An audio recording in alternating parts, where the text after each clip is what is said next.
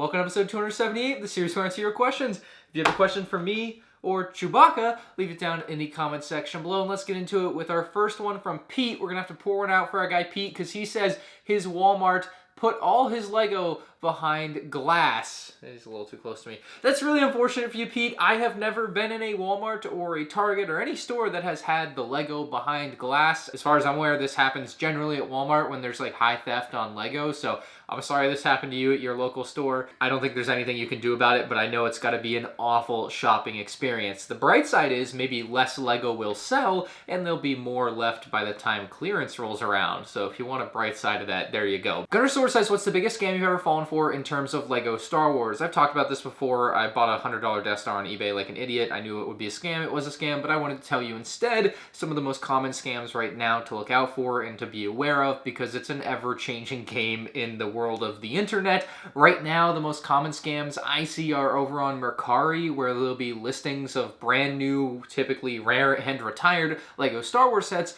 for substantially less than you would think. Just pulling numbers out of the air, but Republic dropship with ATOT sealed in box for $300. That sort of thing doesn't exist. You're not getting a sealed Republic dropship with ATOT for $300. The account has zero feedback and it's probably not your lucky day. So save your money and be a little smarter with those Mercari listings. It just seems to happen a lot on there. A scam that seems to have been phased out is there were some Instagram pages going around for a couple years. I made a video on it a few years ago and basically they would just have pictures of sets and the prices would be somewhat reasonable, but you'd be sending it to a PayPal account in like the Philippines. You weren't getting the set and you weren't getting your money back. So that was another common scam. But I think the most common scam right now is what I'm seeing on Mercari. Although let me know in the comment section below if there's something I'm not thinking about. Generic Human says, as a Lego designer, what would be the hardest theme to design sets for? I suppose it might vary depending on what your skill set is, but from an outsider's perspective, I would take Lego Technic any day over every other theme as being the most difficult theme to design for. I mean, it's just a completely different building system than what most normal Lego sets are. Now, most normal Lego sets do integrate a level of Technic building and Technic pieces into their design, but Lego Technic is a beast. I mean, some of the stuff that they come up with is mind-bogglingly good for something that's so complex. I mean, Lego on its own is already complex enough, but Technic is just a whole nother level. Like that new crane that just came out is bonkers. I saw it in person at Brick Fair. It's just wild. Same with a lot of the cars that they do. To make them look as good as they do with pieces that aren't like... The Technic system, I don't think, was made to look this good, right? And somehow they have made it look this good. You also have a bunch of motor functions that can be integrated into these sort of things. I mean, it's just a wild amount of work that it must take to design a really good Lego Technic set. Treganator says, what's your opinion on how much the build experience factors into the price of a set's worth compared to just the price per piece? So I typically value sets just kind of with the eye test, or like, you know, you can just look at it and decide for yourself whether you think it's worth the money or not. The piece count, I think, has always been a completely manipulatable thing for Lego. They've made smaller and smaller pieces over the years, thus inflating piece counts compared to what they used to be. So even with rising prices, so rise the piece counts, even though you're getting less for your money in some ways. But I understand the psychology there because it's just such an easy thing to math out. But as far as the build experience goes, I talked about it briefly in my Chewbacca review, and it's not something that I really ever take into account. I build most of the sets that I review, not all, but I'll tell you, if I could have pawned this one off to someone that I had hired to build, I would have done that. I would have just rather paid someone else to build this Chewbacca. I mean, this one I thought was a pretty grueling experience. It was just so much brown on brown. That dark brown doesn't really show up well on the Lego instruction manuals with the way that they print them. So I didn't have a fun time building this one. Now, there are other sets that I do enjoy more. They're more colorful. They're just more engaging, whatever the case may be. Maybe I'm just more excited to build it. Maybe I just wasn't excited for Chewbacca. Maybe it's just a whole mood thing. And I think that's a completely subjective thing that you're really not going to be able to get a good take from anyone on. But that's also why I almost never talk about it in my reviews, because I generally don't think there's much variation between a build experience. I mean, unless we're talking about Technic like we just talked about. I mean, building a Technic set is a bit of a grueling process compared to even this. It's just harder on the fingers. It's probably a little bit more difficult to like wrap your head around what's going on. I don't build many Technic sets, but you know, from the couple that I do, they are annoying. So I wouldn't think the build experience, because it's so similar from set to set, really factors into many people's decision outside of when it's like really bad, I guess, like Chewbacca, and I just didn't like it. But that's, again, really subjective and hard to know from person to person what they're going to enjoy. The Real Silver wants to know what I think about CMFs coming in boxes instead of bags now, and that is actually happening like right now as we speak. It's been coming for quite a while now, but like this is the one. Marvel CMF 2 is the one. They switched from bags to boxes. When they announced they'd be switching from bags to boxes, I, took my moral high ground and sold all my CMFs and stopped buying new CMFs, and that's, what I promised to myself I would do, and I have held true to that so far. And now with the boxes, I'll be really put to the test because I'm gonna not buy these either, unless I buy them to do some like stupid content on, but that doesn't count. That's a business expense. Anyway, I think it's obviously worse for the consumer. There's people that try to defend it and say, well, now it's a real mystery, which was the original intention of CMF, so now you really don't know what you're getting, and that makes it more fun. Well, if that's the way that you wanted to enjoy it, you could have just not felt the bags or bought random packs online and had that true mystery experience that you so desperately want everyone else to have, I guess. But I really think of it now as gambling. You're just gambling on which character you're going to get, and there is no skill in the game, unless you want to argue that showing up to Target with a scale and weighing each individual figure to find out what it weighs, and then even so, like, there's like probably 5 minifigures that weigh 18 grams, there's probably 4 minifigs that weigh 19 grams, you'll just have a 1 in 4 chance instead of a 1 in 12 chance. I mean, I guess that's better odds than before, but it's still a complete random gambling chance at getting the particular minifig you want. And I'm just really disappointed LEGO went this route because they could have made LEGO CMFs in paper bags. They do minifigures in paper bags with the LEGO magazines over in Europe. So why couldn't they do CMFs in paper bags just like this, right? So I think that the guise of for the environment is really a for the environment, but also our pocket. Like, it definitely goes both ways there because this clearly could have been done in paper bags as they continue to do paper bags for the CMFs. And clearly this must not be bad for the environment, or LEGO would be changing it too. That's just the way I see it. Also, if you want to buy these, check out my Whatnot page, MandR Productions. So that's all I got to say about that. Next from Devin, he says, what do you miss most about living at home, and what's your favorite part about having your own place? There's 2 things in particular I miss about living at home. My mom would do my laundry quite often, which was awesome. I mean, doing my laundry now is not a huge hassle. I just throw it in, it's done. But like, having it done was nice, right? That was a benefit, and that was great. So I always really appreciated that. And then also, my dad's cooking I really miss. I eat out like almost every time now. I just either don't have the time or the drive to learn to cook anything. Like, so I'm mostly not eating like really great stuff, which isn't good for me. So those are the things I miss most about living at home by far. Like, that's it. My favorite part about having my own place is being able to control the air conditioning. Now I can make it nice and cool in here. Obviously the electric bill goes up a little bit, but like, I like being in a comfortable environment, especially for sleeping. Having it cooler when I go to sleep, I really do like. So those are the advantages and disadvantages, I guess, for me. JJ says, do you think LEGO designs for Star Wars sets are heavily influenced by their price bracket? For example, the new Gunship is downscaled significantly due to it being at the $140 price point, but if they had it in the $170 range, the design would be bigger and more accurate. I mean, the concept that you've thrown out is absolutely correct. If the set did cost more money, they would probably have made it bigger. But like, the way that I think you're looking at this is kind of how they do it. So they set a price point at $140, and then they build the Gunship to fit that price point. They don't just build the best playset Gunship they can and then price it at $170 like you point out. They build a playset Gunship to fit the price point that they have to release that set, which has pros and cons. You can see the Ghost this year got the $160 price point, and just how amazing that set is and how it's like a perfect size for what you would want in a playset Ghost.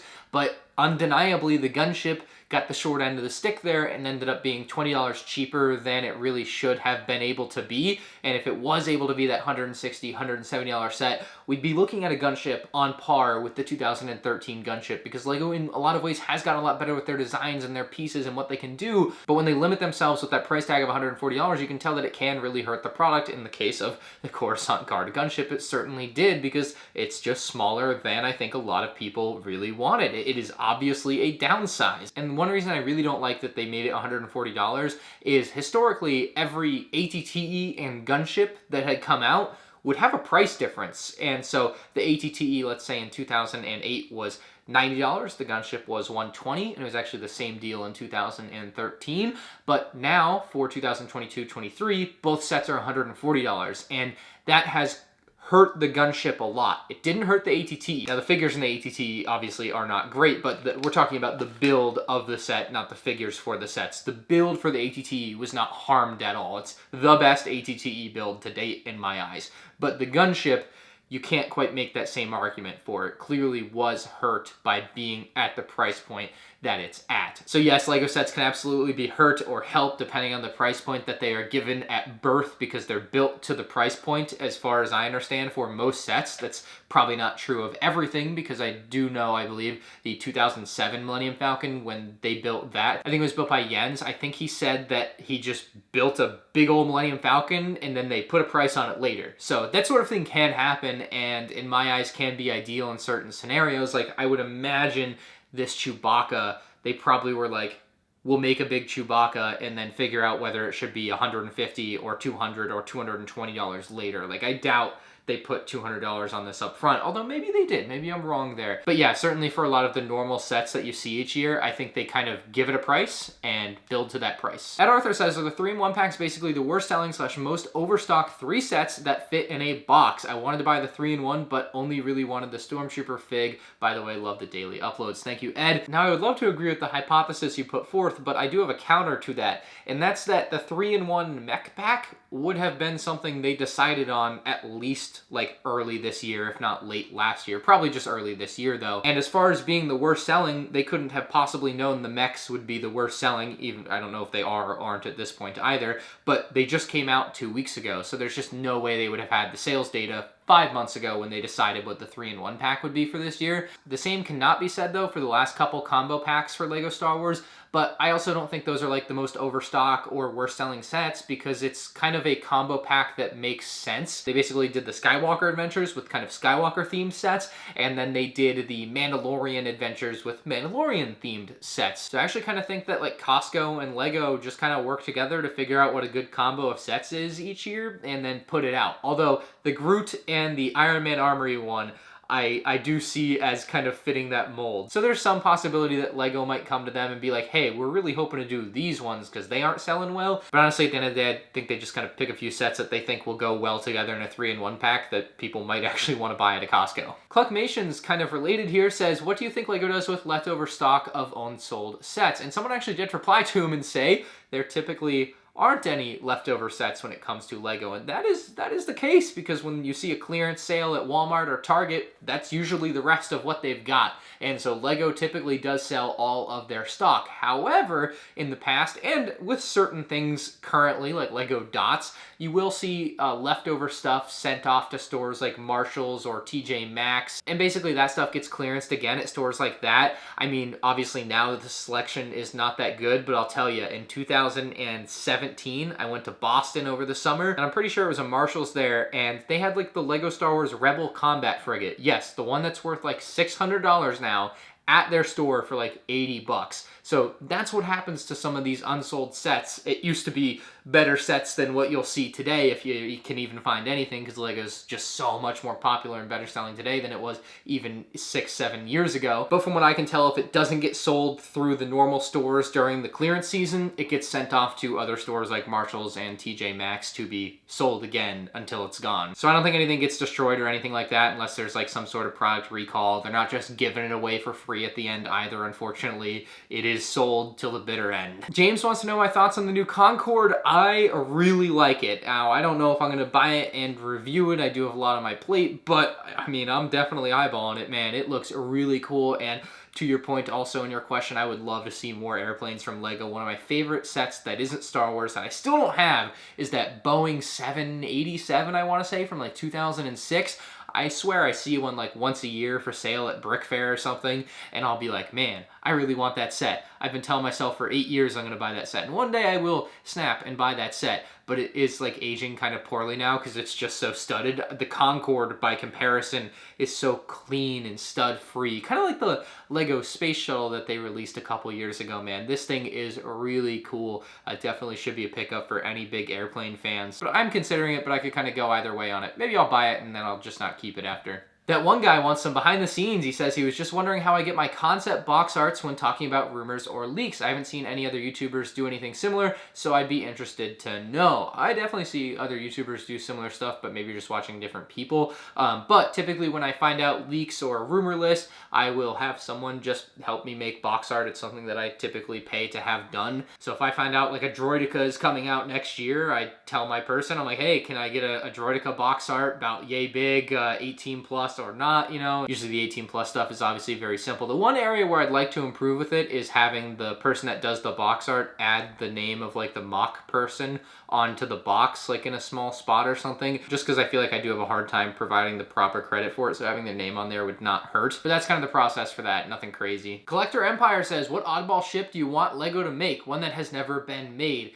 There's a Rebel Speeder, I believe it's from the old Battlefront games, that Lego has never made, that I have just always had this infatuation with. I think I've talked about it in some Q&As maybe like 200 episodes ago. It's been a long time. I would love for this speeder to be like a $30 or $35 Lego set with some Rebel Fleet Troopers. I think it would just be an amazing, like, non-canon set, but, like, who cares? They make non-canon clone troopers with the 187th. They make all sorts of random crap. So, yeah, that Rebel Speeder, man, I love it. Let me know in the comments what oddball stuff you guys want to see. Next question from Randomology says, I'm looking at getting a place in the next couple of years. What was it about your home that made you say, this is the place for me?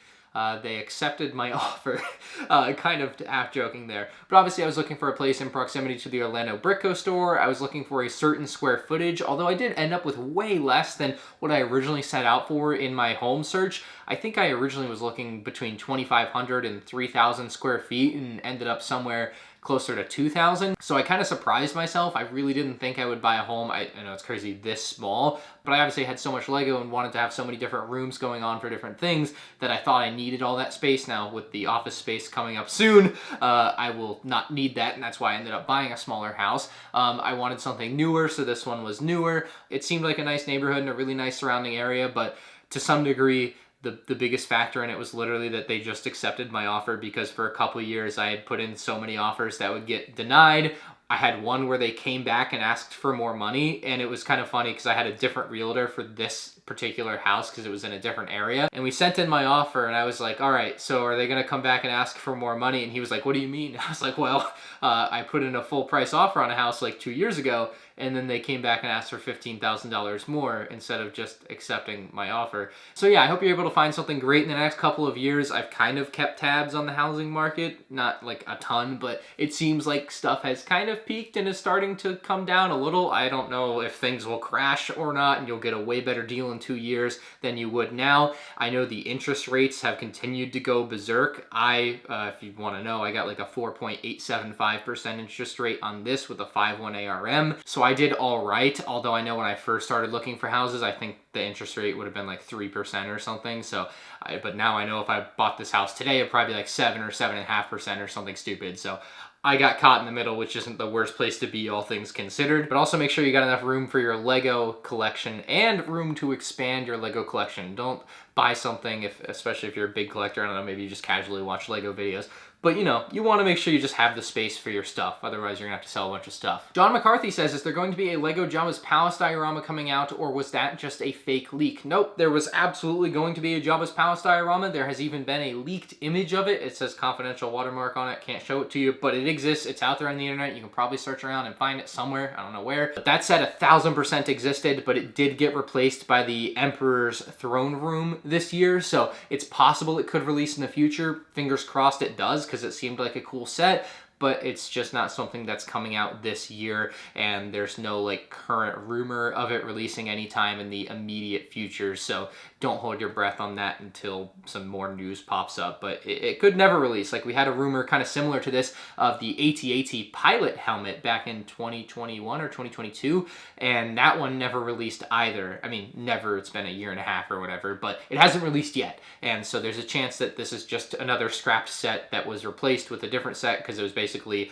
a 1v1 with retailers, I would imagine. The way I think something like this happens is retailers are given the choice between Emperor's Throne Room and Jabba's Palace, and they pick one, and then the other one gets thrown away. So whether or not it comes out in the future, I don't know, but as of now, it's been thrown away. Anyway, don't forget to buy your Brick Fan Fest tickets with the link in the description below. I'll be at the Atlanta/Orlando Brickco booth all day, both days, Saturday and Sunday, so make sure you come by and say hi. I love chatting with people all day, so that's just, it's a real highlight for me. So come by and say hi if you're in the area. Thank you so much for watching. I'll see you next time. Leave your questions below. Bye.